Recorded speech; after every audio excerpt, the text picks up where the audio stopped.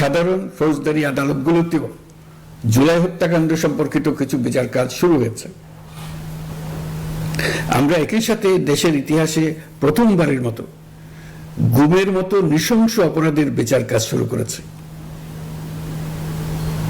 আমি আনন্দের সঙ্গে আপনাদের জানাতে চাই যে সংস্কারের ক্ষেত্রেও আমরা ব্যাপক অগ্রগতি অর্জন করেছি।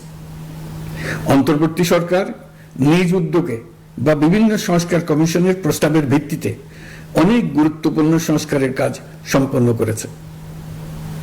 কিছু প্রস্তাবিত সংস্কারের কাজ এখনো চলমান আছে।